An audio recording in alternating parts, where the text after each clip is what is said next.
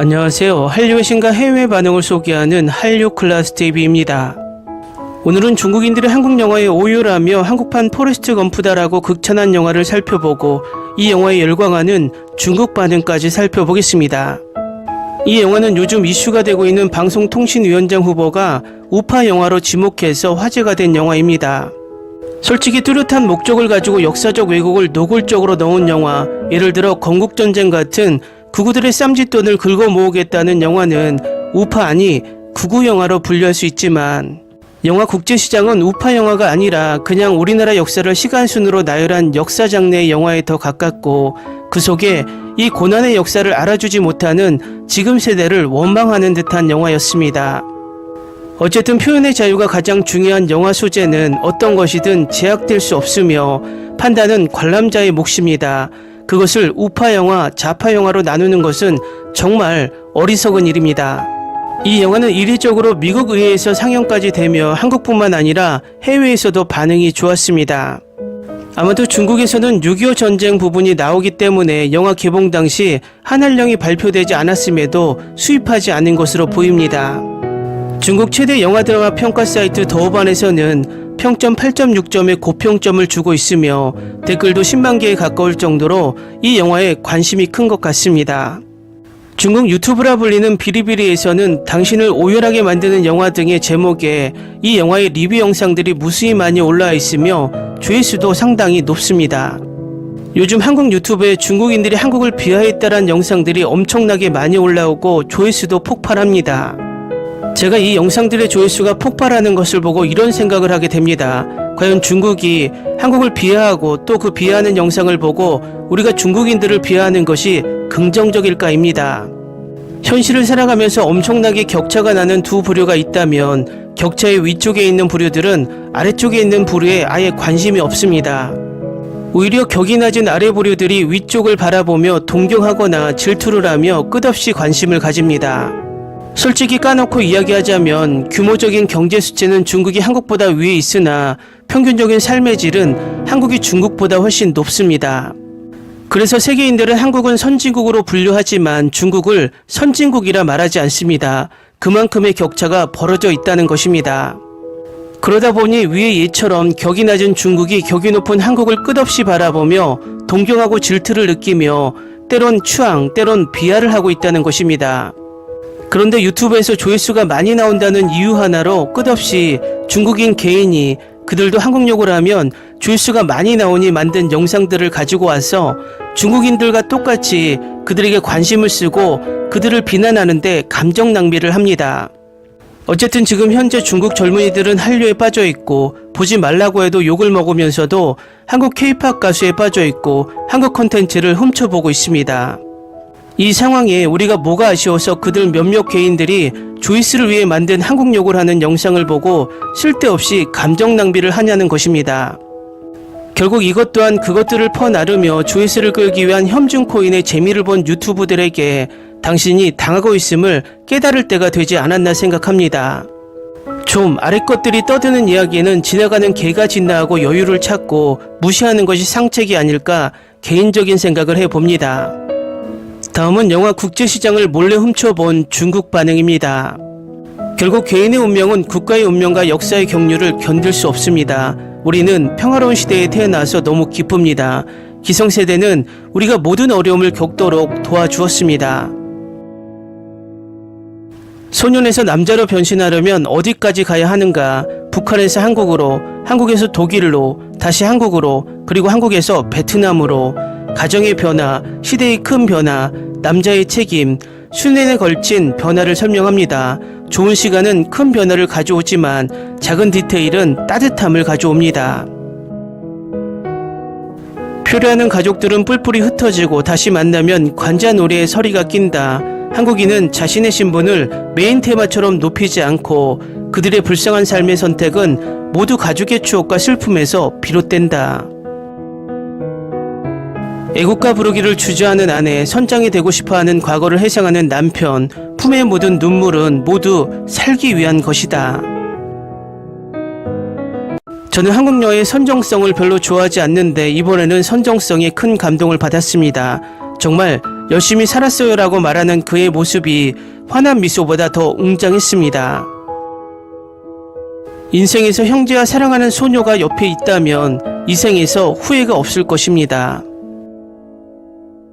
한국인들은 이미 눈물 흘리기와 코미디에 능숙하며 그들 사이를 원활하게 전환할 수 있습니다. 베를린에 있는 많은 외국인들이 눈물을 흘리며 울지 않을 수 없었습니다. 조연들도 너무 좋았고 보는 내내 즐거웠습니다.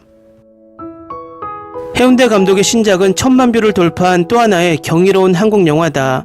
60년의 개인 운명을 통해 가족의 흥망성쇠와 국가의 회복력을 지켜보는 이 작품은 포레스트 검프의 그림자를 띠고 있지만 그 중심에는 살아남이라는 주제를 전하고 있다. 대본이 너무 깔끔하고 눈물샘이 잘 발달된 분들은 별 5개를 주실 것 같아요. 중국군이 침공했는데 미군이 난민을 구하기 위해 탱크 사용을 중단했다는 도입부에서 매우 기뻤다. 현실과 과거가 얽히는 구조가 정말 아름답고 덕수가 그의 아버지의 말을 평생 동안 지켜온 내용은 정말 감동적입니다. 내 왼쪽에 앉은 노부부는 눈물을 닦으며 지켜보고 있었다. 어쩌면 그 시대에 태어났기 때문에 또 공감이 된 것인지도 모르겠다. 주연이든 조연이든 모든 배우들의 연기력이 훌륭하다. 스토리가 웅장하고 울림이 깊다. 역사 앞에서 우리 한 사람 한 사람은 너무나 작지만 여기서 고생하는 사람들은 너무 크다. 마지막 인식 장면은 너무 눈물이 나서 눈물이 멈추지 않는다. 스토리와 역사적 배경이 잘 어우러진 영화로 전혀 인위적이거나 뜬금없는 느낌이 없고 황정민 삼촌의 연기력이 영화 전체를 압도하고 있다. 그리고 윤호의 사투리가 너무 웃겨요. 아버지를 기다리는 덕수의 노고를 아무도 이해하지 못하는 것이 안타깝지만 어쩌면 우리는 부모님의 젊음을 얼마나 알고 있을까. 인생은 쉽지 않습니다. 웃고 울어요. 동아시아의 추억과 감정을 공유하다. 울어서 머리가 아프다. 한 가족의 고통, 아시아 국가의 고통. 오랜 시간을 기다린 끝에 그 세대에는 민주화 운동과 금융위기를 제외하면 정말 쉽지 않은 일이었습니다. 2시간 동안 울고 웃었습니다. 한국 영화는 여전히 감성적입니다. 가족의 성실함, 사랑과 우정에 비하면 당시의 격동적이고 어려운 환경 속에서 나라를 지키고 가족을 지키고 존엄을 지키는 것이 더 감동적입니다. 이야기 속 아버지로부터 물려받은 유산, 이야기 밖의 감정 표현, 혈연의 만남과 이별, 가족과 조국의 영광과 슬픔, 영광스러운 청춘, 눈부신 사랑, 영화 속에 빛나는 개인들의 인물들, 그리고 화면에서 영원히 고통의 해가 있습니다. 좋다. 이는 인간의 삶일 뿐만 아니라 한 나라의 현대사이기도 하다. 오늘의 대한민국과 오늘의 한민족의 민족 정신이 이룩된 것은 바로 영웅 같은 분들의 희생과 헌신이 있었기 때문입니다.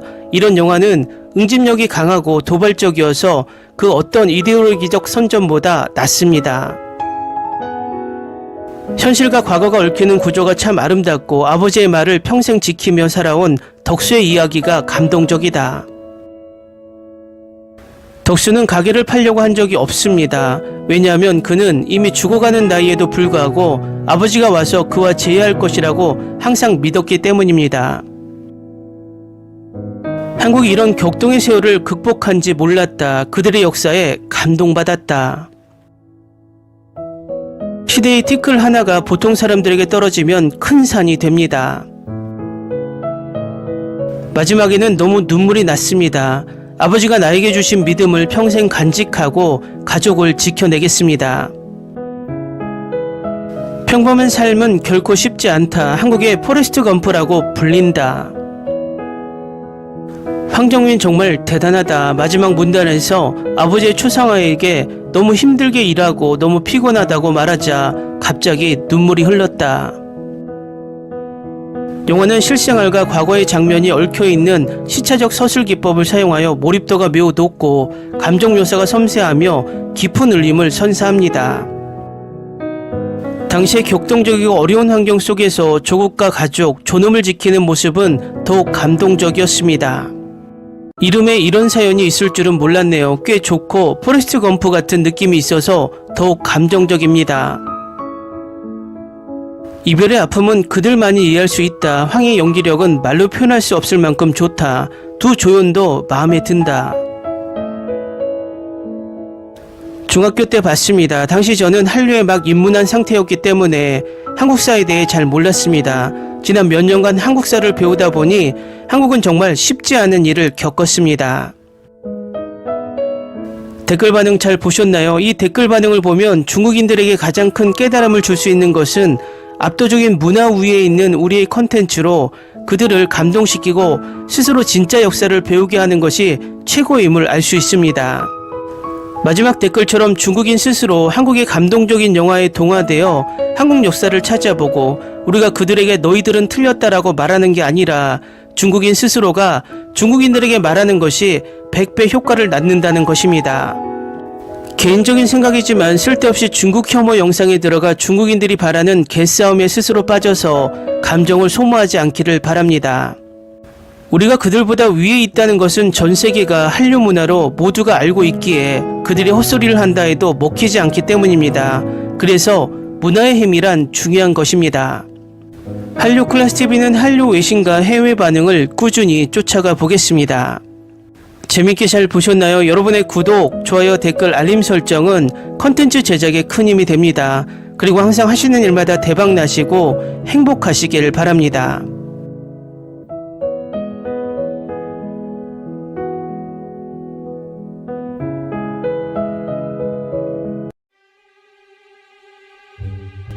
Ni se te ocurra.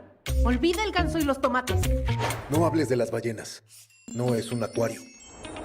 No actúes como tonta. Que eras una genio. ¿Sí? No vayas a presumir, a la gente no le gusta eso. Y no digas cosas sin sentido. Y bueno, ¿terminamos? Hasta pronto. Abogada, tengo mucha curiosidad por conocerla.